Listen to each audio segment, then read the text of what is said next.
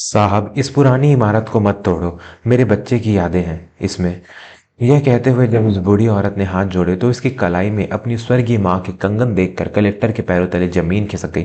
रायगढ़ जिले की उस दोपहर में सूरज आग बरसा रहा था, लेकिन सेवा सदन नाम के उस पुराने छात्रावास के भीतर एक अजीब सी ठंडक और सीलन थी। यह इमारत बरसों से मरम्मत की बाट जो रही थी।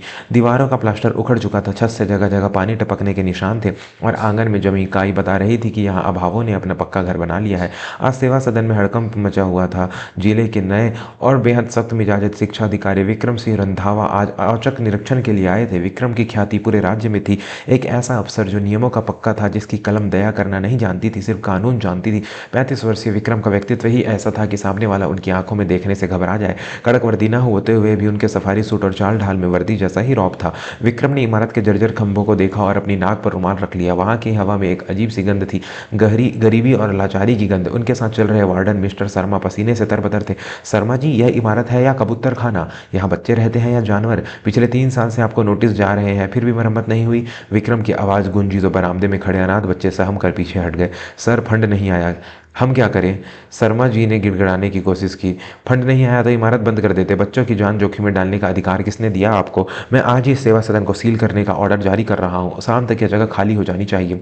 विक्रम ने अपना फैसला सुना दिया। यह फैसला पत्थर की लकीर जैसा था। तभी रसोई घर की तरफ से खटखट की आवाज़ आई। एक बूढ़ी औरत, जिसकी कमर समय के बोझ से झुक गई थी, हाथों में पानी का ट्रे लिए कांपते कदमों से बाहर आई। उसकी साड़ी जगह जगह से रफू की हुई थी, बाल पूरी तरह सफ़ेद थे और आंखों में मोतियाबिंद का जाला था। यह सुलोचना थी, इस सदन की सबसे पुरानी रसोईयन। सुलोचना को कम दिखाई देता था, लेकिन कानों से सुन लिया था कि साहब इमारत तोड़वाने का आदेश दे रहे हैं।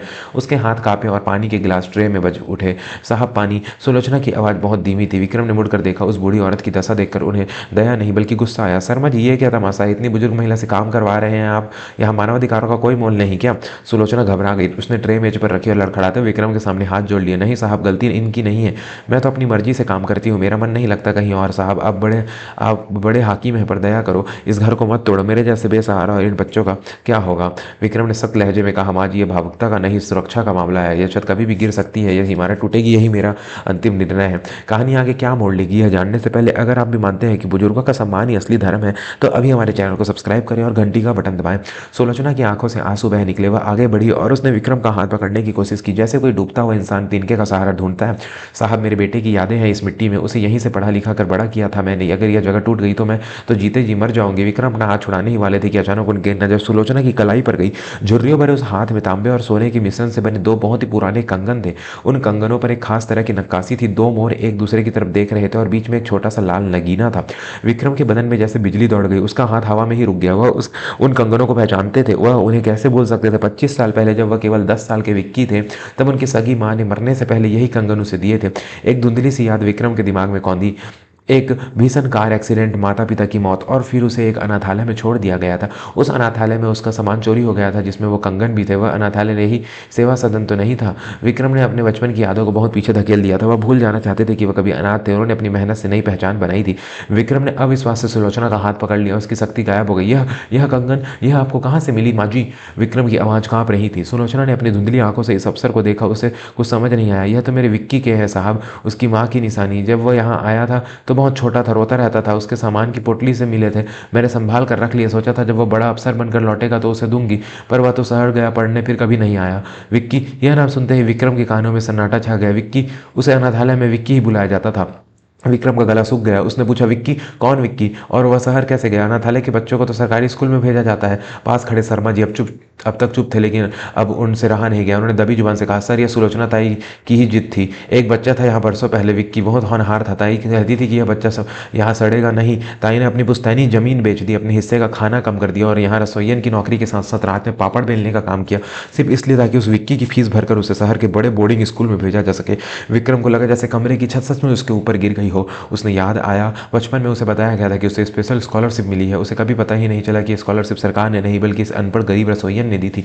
विक्रम की आंखों के सामने वो मंजर घूमने लगा जब वह हॉस्टल जा रहा था। बस की खिड़की से उसने देखा था कि एक औरत दूर खड़ी अपने पल्लू से आंसू पोंछ रही थी। वह सुलोचना थी। उसने कभी सुलोचना को माँ नहीं कहा था, वह तो बस रोटी वाली काकी के थी उसके लिए। सुलोचना अभी भी अपनी बात कह रही थी, साहब मेरा विक्की बहुत होशियार था, मैंने उसे कभी नहीं बताया कि मैं पैसे मैं भेजती हूँ उसका, वरना स्वाभिमान उसे पढ़ने नहीं देता। मैंने उससे कहा था सरकार पढ़ा रही है, आप आज बड़े साहब हैं, आज आप पता लगा सकते हैं मेरा विक्की कहाँ है। बस एक बार उसे एक कंगन पहना देती तो चैन से मर जाती। विक्रम के घुटनों में जान नहीं बची। वह जो दुनिया के सामने पत्थर का बना फिरता था आज भीतर से कांच की तरह टूट गया। जिस कामयाबी पर उसे घमंड था उसकी नींव इस बूढ़ी औरत की टूटी हुई चप्पलों और खाली पेट पर रखी गई थी। दोस्तों कहानी के इस सबसे भावुक मोड़ पर जहां एक बेटे को अपनी असली मां मिल रही है, आपसे गुजारिश है कि वीडियो को लाइक जरूर करें। यह कहानी हर उस त्याग के नाम से है जो कभी गिनाया नहीं गया। विक्रम धीरे धीरे सुलोचना के कदमों में झुक गया। वह फर्श पर सुलोचना के पैरों के पास बैठ गया। वही सख्त अफसर जो अभी सबको डांट रहा था अब एक बच्चे की तरह सिसक रहा था। उसने अपना सिर सुलोचना के मैले कुचैले आंचल में छिपा लिया।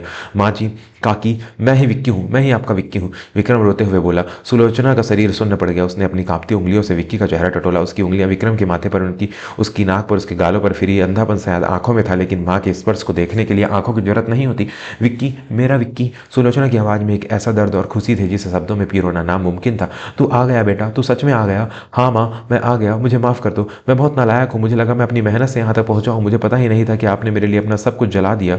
मैं आपका कर्जदार हूँ माँ। विक्रम ने सुलोचना के पैरों को अपने आंसुओं से भिगो दिया। पूरे अनाथालय में सन्नाटा था। बच्चे, वार्डन, क्लर्क, सबकी आंखों में आंसू थे। सुलोचना ने कलाई से वो कंगन उतारे और विक्रम के हाथों में रख दिए। कर्ज कैसा पगले, माँ का भी कोई कर्ज होता है। देख, मैंने तेरी अमानत संभाल कर रखी थी, मुझे पता था तू आएगा, मेरी ममता झूठ नहीं बोल सकती थी। विक्रम ने वो कंगन अपनी जेब में नहीं रखी बल्कि उन्हें चूम कर अपने माथे से लगाया हुआ खड़ा हुआ। उसने अपनी जेब से रुमाल निकाला और सुलोचना का चेहरा पोंछा। फिर उसने वार्डन की तरफ देखा, लेकिन इस बार उनकी आंखों में गुस्सा नहीं, एक गहरा संकल्प था। शर्मा जी, विक्रम की आवाज भारी थी लेकिन उसमें गजब का आत्मविश्वास था। यही इमारत नहीं टूटेगी, इस सेवा के सदन का कायाकल्प होगा। मैं अपनी निजी बचत से इसकी मरम्मत करवाऊंगा और आज से हम इस अनाथालय का नाम सुलोचना देवी बाल गृह होगा। फिर विक्रम ने सुलोचना का हाथ अपने मजबूत हाथ में थाम लिया। और माँ, अब आपको यहाँ रसोईयन बनकर रहने की जरूरत नहीं है। जिस बेटे को आपने राजा बनाया अब वह बेटा आपको रानी बनाकर रखेगा। चलो, मेरी गाड़ी खड़ी है, मेरा घर जो आज तक सिर्फ ईंट पत्थर का मकान था आज आपके जाने से घर बनेगा। सुलोचना ने मना करना चाहा, नहीं बेटा, मैं यहाँ ठीक हूँ, लेकिन विक्रम ने उनकी एक न सुनी। 20 साल पहले आपने मुझे भेजा था, आज मैं आपको ले जाने आया हूँ, अब कोई बहस नहीं। उस शाम जब डीएम साहब की गाड़ी सेवा सदन से निकली तो पिछली सीट पर सिर्फ एक अधिकारी नहीं बैठा था बल्कि एक बेटा अपनी माँ के गोद में सिर रखकर बैठा था। सुलोचना के चेहरे पर जो सुकून था वह किसी भी स्वर्ग से बड़ा था। उसने अपना सब कुछ खोकर सब कुछ पा लिया था। निष्कर्ष दोस्तों, माता पिता चाहे सगे हों या पालने वाले, उनका त्याग अक्सर हमारी सफलता की चमक के पीछे छिप जाता है। हम अपनी कामयाबी का जश्न मनाते हैं लेकिन यह भूल जाते हैं कि उस कामयाबी की ईंटें किसी के अपने खून पसीने से जोड़ी है। अगर आपके जीवन में भी कोई ऐसा है जिसने आपके लिए त्याग किया है तो आज ही उन्हें जाकर गले लगाइए, इससे पहले कि बहुत देर हो जाए। अगर इस कहानी ने आपकी आंखों में भी आंसू ला दिए हैं, आपकी आंखों को नम किया हो, तो कमेंट में माँ जरूर लिखें और चैनल को सब्सक्राइब करके हमारा हौसला बढ़ाएं।